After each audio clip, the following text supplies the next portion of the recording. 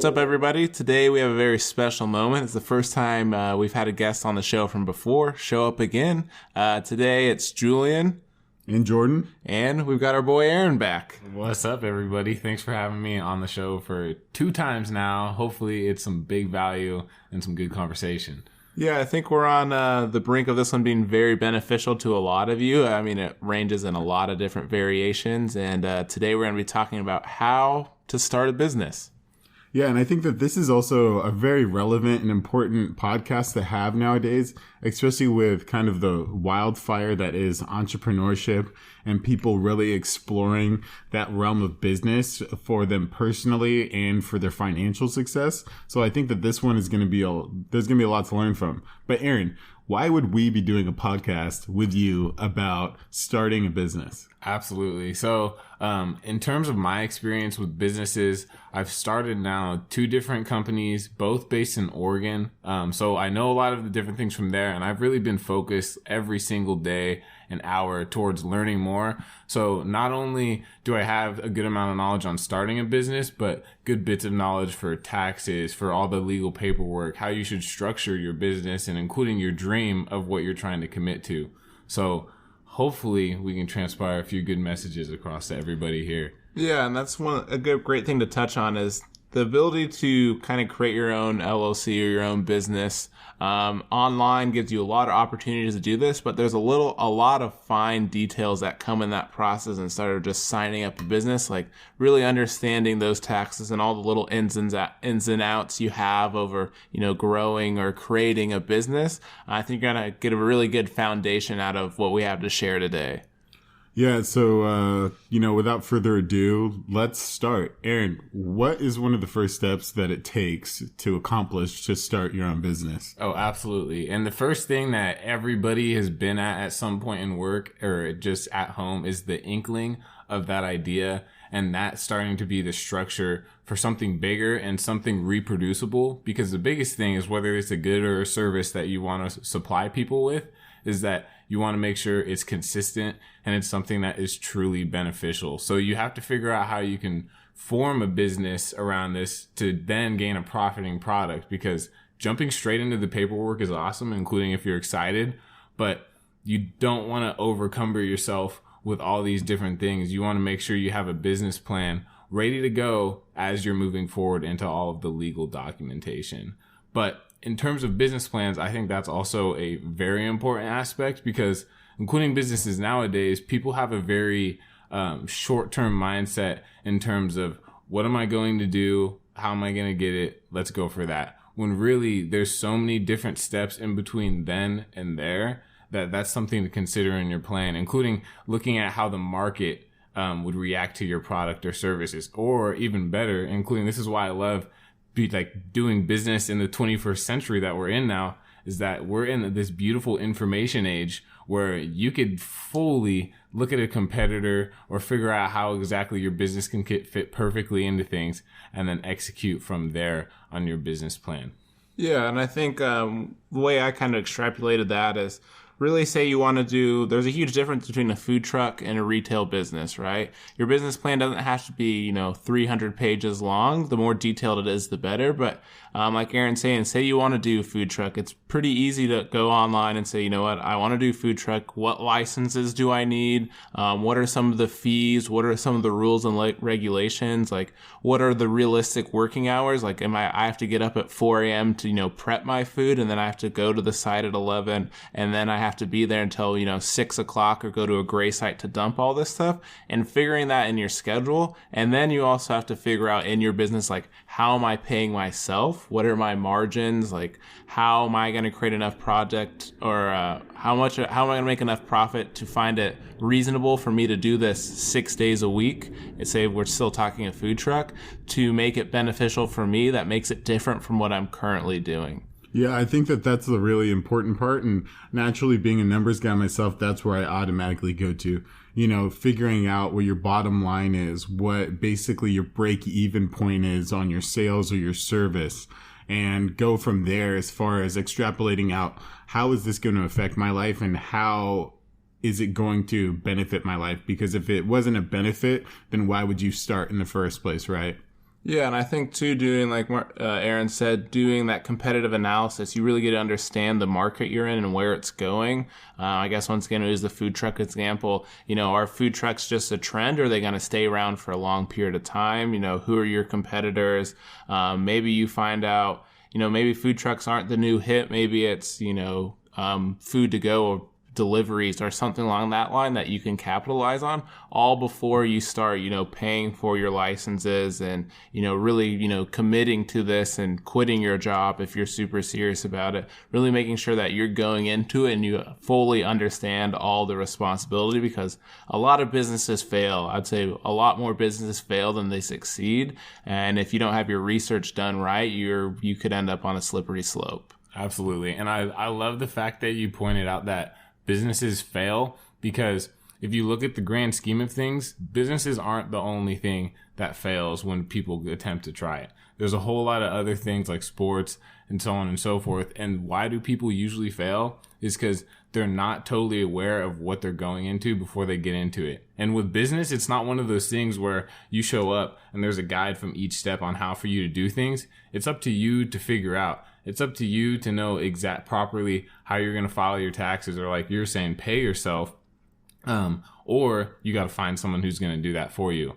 And that's a lot of little things in the process. But in terms of once you have that plan down, once you're confident about what you're doing and you've seen what the market is, depending on your position, you could be already in a job. And there's some people that say, quit your job and go all out. And for those people, that's an important factor, because putting risk and so much like weight onto something forces you to go 100%.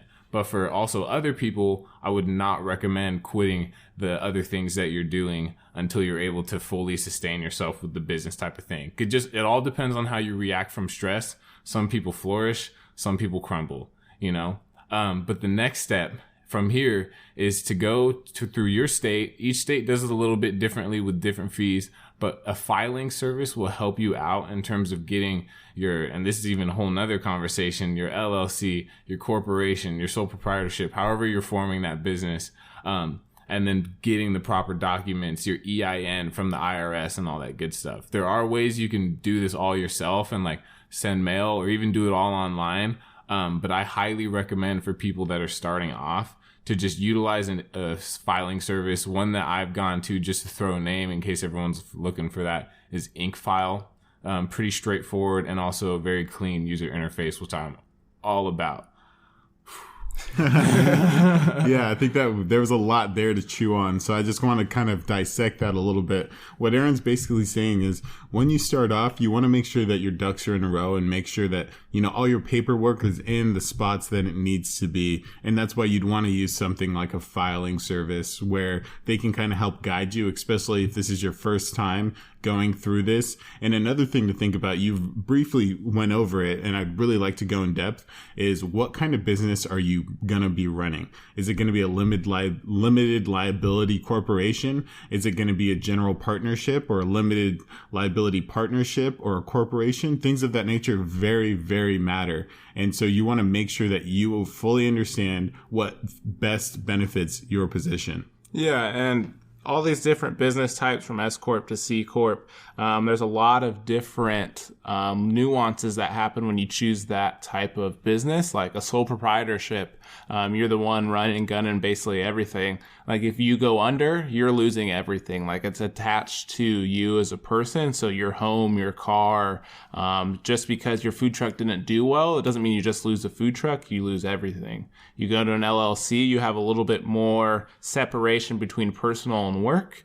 And then you go into like a partnership, which is kind of a tricky situation if you and your partner aren't on exact terms, or, you feel like you're doing more work than the other one is. It's split 50-50, you're losing, 10 or 25%. But a nice thing about a partnership is it gives you a kind of a little bit more insights as time progresses. Oh, absolutely. And one of those things that I want to bounce off of too is the paperwork, including once this is a team that's not just you, is a very important thing. And to get an operations agreement so everyone is on the same page is going to set up your future to be a whole lot easier if all the crap hits the fan at the same time, because nobody expects that, but life sometimes can hit you with a little curveball every once in a while. Yeah, got it. So let me get up to speed here. So we figured out what we wanted to do. We understand that creating a business is not an easy thing, and we understand the risk. We consider, just jumping into it or, starting it as a side thing, then building it into something more. And we filed our paperwork. We figured out what type of business we're going to be running, and specifically, the paperwork of this aspect. What comes next? Yeah. So at this point, you got all your ducks in a row in terms of legal information. You have the structure figured out. But what you need to do now with all this paperwork, and including with your federal EIN number from the IRS, is you got to get yourself a bank account so you can start getting that money. And also, most importantly with this bank account too, is this so you can separate your personal income or your money with the businesses. So when it comes down to tax time, everything's a whole lot clearer. Everything's not all jacked up when you're like, okay, I pulled $20 out of here and then now this is over here type of stuff, because that does happen. And so in terms of bank accounts, any bank will generally accept you. Some are better than others, and a lot of them have this minimum amount of money you have to have in a bank account, or else you get a $15 fee. And that money is like $1,500, which isn't much if you're a business that's already gained clients and gotten rolling. But there are some businesses that take some time. And so there are full online bank accounts you can utilize here. But one big thing I do want to point out going through this is that all this information we're all giving here is the bomb.com type of stuff. But this isn't the only source of this, and there's amazing guides online of going through every single step of forming a business in your particular state, all the way to getting the bank account and like the proper documents. So that's just as a reference, but I don't want to jump too far ahead. So that's the next step, getting your bank account. And then following that, you're starting to open up for you to really actually do business. And you need to think about now things like business cards, your website, which I feel like, including since I'm in the marketing field, a website these days is like the new version of a business card in like the 70s. Except now, it's not only can they see all your information, they can see your product, they can be a part of your brand for that moment they're on the site, and then also even at this point purchase things depending on what type of business you do. And that's the thing. It's almost like at this point, like how more complex things can get always depends on your business, but some businesses could be absolutely set up and done at this point, including when if you use the proper filing service, because then they'll set you up with I'm trying to think of the name. It's a person that when they send like legal documents to you, like a personal assistant, notary? Paralegal. Oh man. But yeah, so pretty much if the IRS sends you some crazy shit, then they'll get it and then they'll forward it to you to make sure it's not like spam or someone trying to fake you out type of thing. Yeah, I think one thing you have to take into account too is we talked about starting a business on your state level or where you're at. Things also too, by the time you listen to this, or maybe you find this a little later, things are always changing, right? Laws, rules, regulations. Like everyone and their mother got 60 emails about companies updating their privacy policy and all these little nuances that happen as the government changes or tariffs change, and the way it affects you as a business, how the taxes change. So it's also good to be on your toes about what is changing as you're going into the business and as you grow your business, how things are going to affect you. Yeah, and I think Aaron really pointed that out and kind of illustrated it briefly, but I really liked it in the fact of, this isn't your only source of information, and this isn't the only way about going and creating a business. There's, it's as creative as you want to get it, and it depends on like the business you're going to be running as well. So that means that, be your own researcher first off. So you're doing the right thing by listening to this podcast and exploring information.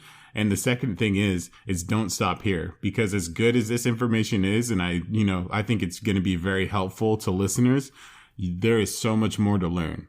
Yeah, and I think too, during this whole process of you finding your foundation, figuring out what it takes, figuring out, what type of business you are running, how you're filing it, your bank account. During this whole process, you should be testing out your business, because I think it's up to, don't quote me on this, but I think you can make up to $2,000 personally before you have to file as a business. So making sure you're really testing your product or your service. That way you have results by the time you get there, because you don't want to do all this back to the food truck. You don't want to do all of this stuff. And then you're like, okay, I can do it, and start a food truck and your food is awful. Absolutely. And another thing too, it's a little bit dependent in states, but if you have a service that's expensive, people can pay you, at least in Oregon, it's up to $599, and you don't have to be putting any of that on taxes or recording that. So that's one thing to think about.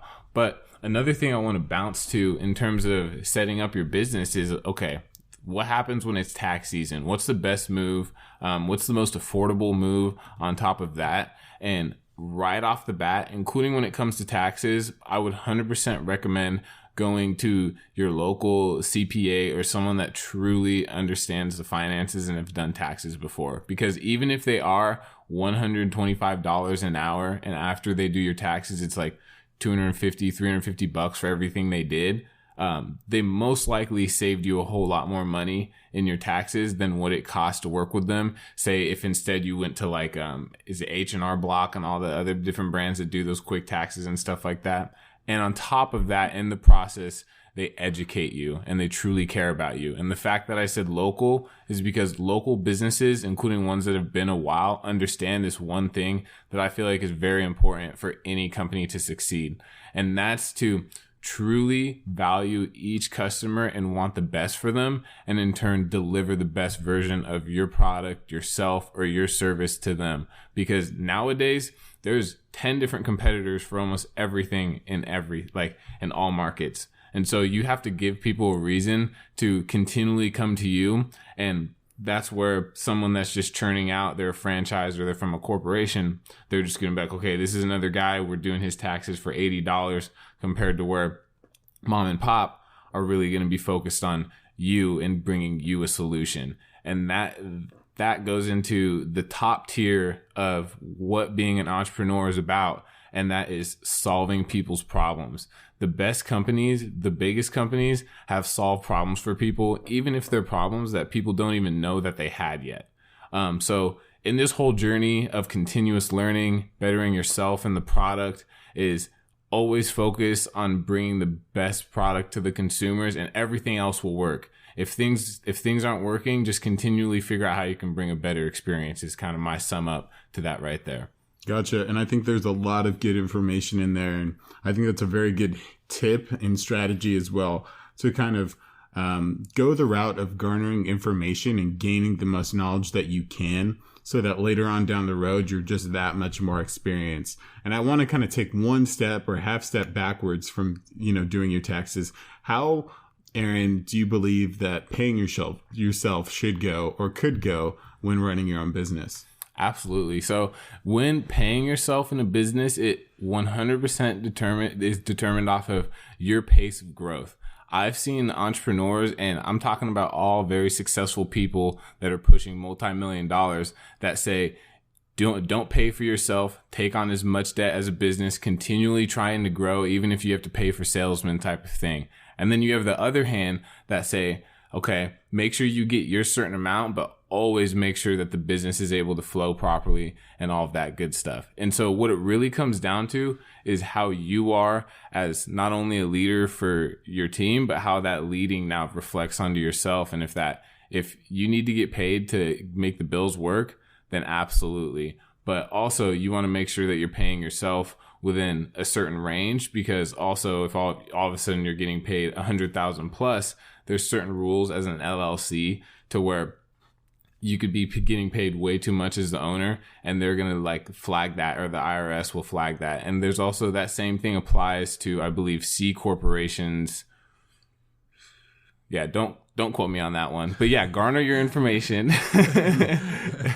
But yeah, in terms of paying yourself, I would not make that number one priority though. I wouldn't be going into every month as a food truck owner saying, okay, I'm going to make $500 a month no matter what, because then all of a sudden you're going to need to buy inventory for the next month because something got spoiled, and you're not going to get that $500 that you were expecting for, and you were setting up how you were living to that $500. Because that's the worst situation to be as an entrepreneur, is when you don't have any money, the business doesn't have any money, and you're like, crap, I got to sell more of my product, type of thing.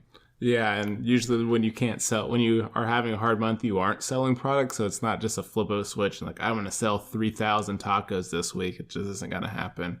I think it's also important in the terms of when you're starting your business, just kind of like finding something on the side that can take a little bit of the stress away from starting a business, because to me, I don't believe starting a business is, a walk in the park by any means. And you're going to encounter a lot more stress, especially if you're in a point in your life where you have a family and you've taken on this new risk.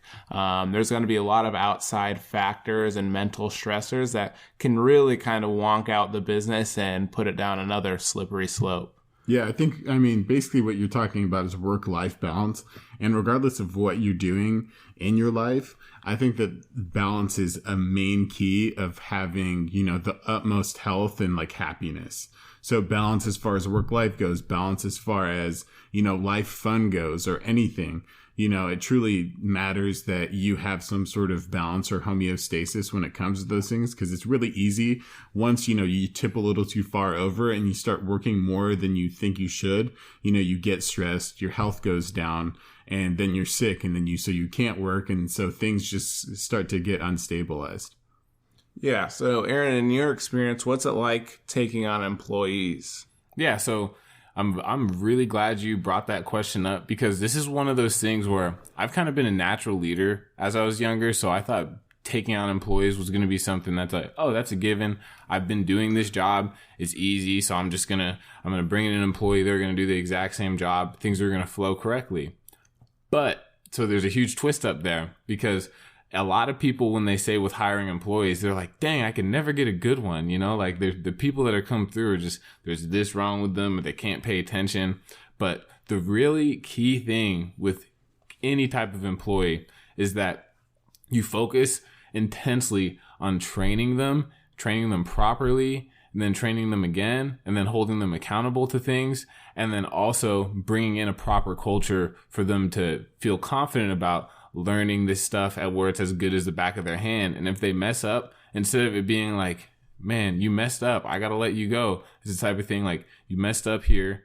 Do you understand like how this happened? And are you going to make sure this doesn't happen again, type of thing? Because if this is the key thing with employees, and why I'm saying is to focus on trying to improve them, is because all that training process, all the looking for them on different recruiting sites and all that different thing, that costs you time, which in turn costs the business money. And so you need to look at every single one of your employees, not as, oh, this is a way to make my business make more money, or this is a way for me to not have to do this task and I can go do this now. You need to view your employees as a real investment in your business, as much as you'd look at stocks as an investment or any type of other thing happening today. Yeah, I'll go for it. Yeah, another thing too, even if you're not starting a business for profit, you're starting a non-profit business, regardless, like we say money, it could be for you or for someone else. Like the time you waste, even if you're a non-profit, means less money for your non-profit in the long run.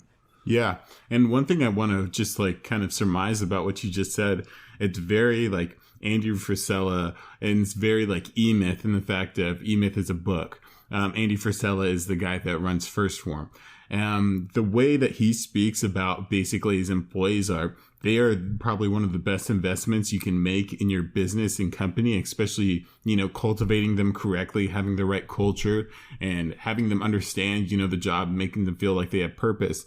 Because, having an employee is a very important part, because, if you're doing all of it, then there's something that's going wrong. Or, if you feel like, and this is from the book of the E-Myth, if you feel like that you can't leave the business or, do something else or take on something extra, then the business system or the business model that you've created might need to be readjusted a little bit. And the fact that, you should be able to either break it down to somebody that has like some sort of common sense, or, isn't extraordinarily smart, in the fact that you're not going to find those people as employees all the time. In the fact that, you might need to adjust some things, or, think about a different way of training your employees as well. Absolutely. And so as far as it goes with majority of tasks your business is going to take on, one thing I highly recommend is for you to be a professional at that task that you want someone to come in on. Now, for things that are like special services or things that you need to go to school for, that obviously can't be the case, but you truly understanding that role on what who's going to take in is going to make it so much easier for you to train them and also understand their perspective as they're going through it. But employees truly are the secret sauce to a lot of businesses. And the coolest thing though is now we're in a stage of time where, like Julian said, you could be a nonprofit or you could be 100% software based, and all you need as an employee is just a freelancer that's in like literally like Saudi Arabia, just handling customer support for you, you know? So it all depends on the business, but no matter what, you have to look at employees as an investment instead of a way to just mitigate tasks. Yeah, and I think kind of the last thing I think about that business process is the ability to be adaptable or flexible or diversify. So once again, I'll go back to my food truck example. So maybe you come into a market and you think your food truck's going to do extremely well and it's not doing too hot, but on the same side, you have the flexibility. You're, confident enough. You're like, I'm going to start catering, right? It's kind of a different service, different industry, but you're still in that same roundhouse, I guess you'd say, where you can flex your business to have more opportunity to grow. And, maybe catering people, you become popular that way. So your food truck on the weekends becomes a little bit more popular. If you're doing, maybe you're doing a software and you're really good with IT. Maybe you kind of do some freelance IT on the side while running the software company. That way you aren't just pigeonholed into, I'm this food truck on the corner of First and Third. No one's coming to me and I've put all this money into this thing and I have nowhere to go. Really looking for those opportunities to grow or diversify or expand is going to help you as well. Yeah. One thing on top of the diversifying and really becoming better at bringing value to people to watch out for is don't overexpand on your niche or what you're supposed to do. I've had my previous company, we decided to like overexpand ourselves because we felt the market was switching to a different direction. And what that we ended up facing because of that is now all of a sudden the thing that we wished that we had, that we were now moving away from, was dwindling. And then over time, when we were trying to start all these new things, that we weren't doing them as good as when we were just doing one thing. So continue to grow, continue to figure out the best way to bring value to other people, but then also understand that nowadays we're in a very niche market where a lot of the times one store does one thing really well, whether that's a berry bowl or a coffee, and then you go to other stores to get different items, Gotcha. I think that's a very, very good point. So, Aaron, as we wrap up this podcast, is there anything, last words that you think that these listeners would really gain from before we kind of let you have your plug? Oh, absolutely. So, a lot of this podcast has been just about on the good steps and including bringing value to people, because that's what being an entrepreneur is really about. And the thing is with also being an entrepreneur is that you may not know it, but stepping into this career and field, you're stepping into the lifelong pursuit of being a leader also. Not only a leader to your employees, but a leader to when clients or people come into your store and they're like, oh, what are we looking around here at, So I would say on top of all this business stuff, and I know there's a million other things probably hitting in you in your life all at the same time, but focus on becoming a better leader every single day. And a lot of things will start to really flow really well for you, become more natural. And then all of a sudden you'll start attracting more leaders. And that's the key thing to truly growing a business and multiplying on it is if you gain followers that like your product, then that's just an addition. That's just plus one person that likes your product. But if you gain another leader or another spokesperson that likes your product, that all of a sudden is plus 20 because that leader has 20 other followers behind them. And that kind of sneaks into a style of marketing with affiliate marketing or using celebrities or sponsors and all that good stuff. But that's a whole nother podcast. And that's what I want to say is the key thing about being an entrepreneur is now's the time in your life to continually bring value to people. And the best way to do that is become the best version of yourself. Yeah, so from top to bottom, we talked about, having a foundation, figuring out how to run that or how you do your paperwork for it, figuring out your bank account, figuring out, is your product actually going to work, the taxes, the employees, kind of really good, simple foundation, skeleton structure of a business. Thank you, Aaron. What do you have for the listeners, or where can they find you? Oh, yeah. So I have now my marketing generally based on just actually helping people. Company. The site is value.solutions. And the biggest thing is, thank you very much for letting me be on this podcast. I'm more than happy to have any type of conversations with anybody. I'm a cool spirit and a cool guy, and those are the types of people that I'm always down to talk to. So if you're a cool homie, hit me up. Thank you very much for having me on this podcast too. If you want to see my face, you can find me at Instagram under Ron Bromore.